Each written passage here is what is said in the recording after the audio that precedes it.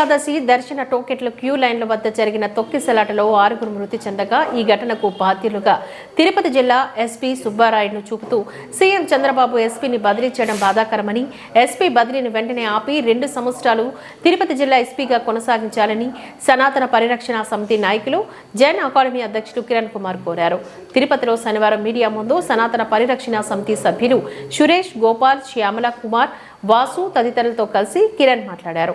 SP Subbarayudu, DSP Ramana కుమార్లతో బదిలీలను వెంటనే నిలుపుదల చేసి తిరిగి తిరుపతి జిల్లాలోనే కొనసాగించాలని వారు కోరారు. నుంచి ఎస్పీ గారిని బాధ్యులను చేస్తూ ఆయన్ని తిరుపతి జిల్లా నుంచి ట్రాన్స్ఫర్ చేయడం జరిగింది. ఇది చాలా బాధపడాల్సిన సంఘటన. ఎందుకంటే ఆ ఎస్పీ గారు వచ్చినప్పటి నుంచి తిరుపతి జిల్లాలో పెను మార్పులు చూసాం. దానికి ఉదాహరణ ఏంటంటే మొన్న జరిగినటువంటి జనవరి 31 సంఘటన ఏదైతే ఉందో అది ఎస్పీ గారి యొక్క పనితీరుని ఆయన ఏ విధంగా పనిచేస్తున్నారని చెప్పడానికి అది ముఖ్య ఉదాహరణ. అంటే ప్రజలందరికీ కనపడే ఉదాహరణ. గతంలో జనవరి 31 అంటే విచ్చలవిడిగా తాగేసి బైకుల్లో తిరుగుతూ రచ్చ చేసే తిరుపతి యువతను ఏదైతే ఆయన కట్టడి చేసిన విధానం, ఈ సంవత్సరం అలాంటి సంఘటన ఏదీ లేకుండా కూడా ఎంతో ప్రశాంతంగా ఇది తిరుపతి నగరమేనా, ఇంత ప్రశాంతంగా ఉంటుందా అనే అంత విధిగా అతనే కాదు, ఎస్పీ గారే కాదు, మొత్తం టోటల్ డిపార్ట్మెంట్ అంతా పనిచేసిన తీరు చాలా ఆనందంగా ఉంది.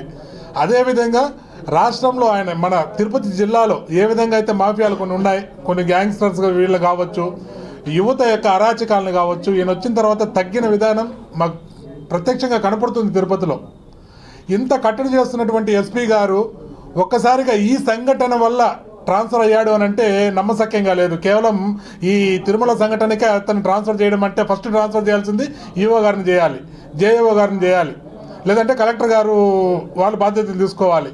ఈయన ఎంత తిరుగుతున్నాడు, ఎన్ని పర్యవేక్షణలు చేస్తున్నాడని ప్రజలందరూ చూస్తూనే ఉన్నారు. అసలు ముఖ్య కారకుడైనటువంటి ఈఓ గారి మీద ఎటువంటి మాట పడలేదు, జేఓ గారి మీద ఎటువంటి మాట పడలేదు. ఇతన్ని మాత్రం సస్పెండ్ చేయడానికి కారణం ఇది ఒక్క సంఘటనే కాదు.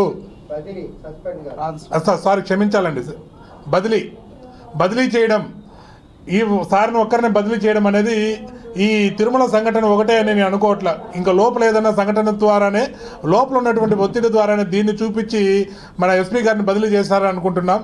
దయచేసి నేను మన గౌరవ ముఖ్యమంత్రి నారా చంద్రబాబు నాయుడిని వేడుకుంటున్నాయా, ఈయన వచ్చిన తర్వాత గతంలో కన్నా తిరుపతి చాలా అభివృద్ధి, అంటే ప్రశాంతత కనపడుతూ ఉంది, ప్రశాంతత తెలుస్తూ ఉంది. అరాచకాలు కొన్ని కంటే ప్రజలు భయపడే ప్రజలందరూ కూడా కొద్ది నెమ్మదిస్తున్నారు.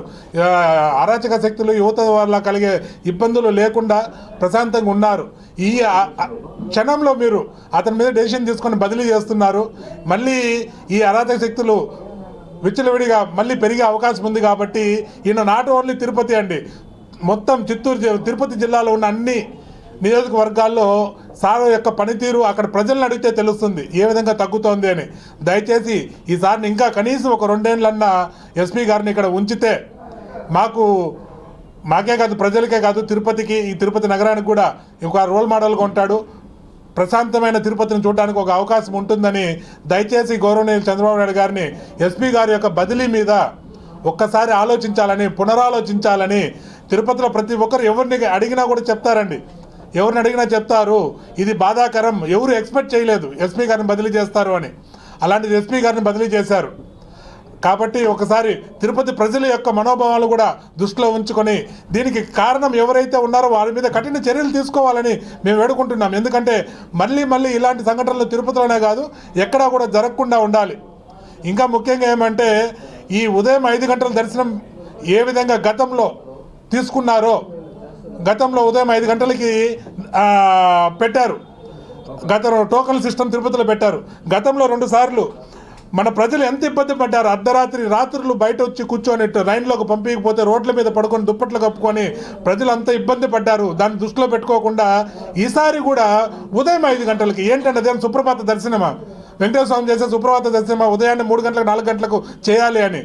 అంత ఉదయాన్నే టికెట్లు ఇస్తే దాన్ని భక్తులు రాత్రిపూట వచ్చి ఎక్కడ ఉండాలి, నీ క్యూ లైను దర్శనం కోసం పెట్టావు, నైట్ వచ్చే రాష్ట్రాల దేశం నలుమూలల నుంచి ప్రజలు వస్తారని తెలిసి వాళ్ళు పడుకోవడానికి కానీ ఉండడానికి కానీ ఎక్కడ మీరు ఓపెన్ ప్లేసు ఒక పద్ధతిగా నిర్మించినప్పుడు ఉదయం 5 గంటలకు ఇవ్వాల్సిన పని ఏంటి? ఈ క్షణం ఒక్క కొద్ది కూడా ఆలోచించలేదా? దానివల్ల ఏమైంది, రాత్రంతా వెయిట్ చేయాల్సిన పరిస్థితి. ఈ పరిస్థితులన్నింటినీ చూసి ఏం జరిగింది అని లేకుండా డైరెక్ట్గా ఎస్పీ గారిని బదిలీ వేయడం, ఇంకొకటి విషయం ఏమిటంటే దుర్ఘటన జరగడానికి గల కారణం కూడా 8 గంటలకంతా మున్సిపల్ పార్కులో లైట్లు ఆఫ్ చేసేశారు. వేల మంది పార్కులో ఉంటే లైట్లు ఆఫ్ చేశారు. అయినా కానీ లైట్లు వేయాలని ఏమాత్రం వాళ్ళకి అనిపించలేదు. సంఘటన జరిగినా కూడా పార్కులో లైట్లు వెలగలేదండి. 10 వరకు కూడా లైట్లు వెలగల. లైట్లు వెలిగింటే ప్రజలు టెన్షన్ లేకుండా భయపడకుండా ఎక్కడ ఏముందో అని మీద పడకుండా కొంచెం చూసి కనపడి ఉంటుంది. అందరికీ కనపడకపోవడం కూడా ఆ పెను ప్రమాదానికి ఒక కారణం. దాని మీద ఎటువంటి మాటలు లేవు ఇంతవరకు. వాటి మీద చర్యలు అనేది కూడా తీసుకోవాలి. పార్కులో వేల మంది ఉంటే లైట్లు ఎందుకు ఆపాల్సి వచ్చింది? ఒకవేళ ఆపేది రెగ్యులర్గా ఆపేది ఉన్నా కానీ దాన్ని వెంటనే అంతమంది ఉన్నప్పుడు లైట్లు వేయించాలి కదా, ఎందుకు వేయించలేదు? దీని వెనక కుట్ర ఏంటి? ఇలాంటివన్నిటికీ మేజర్గా మా ఎస్పీ గారిని చూపించి బదిలీ చేయడం అనేది చాలా బాధాకరంగా ఉంది.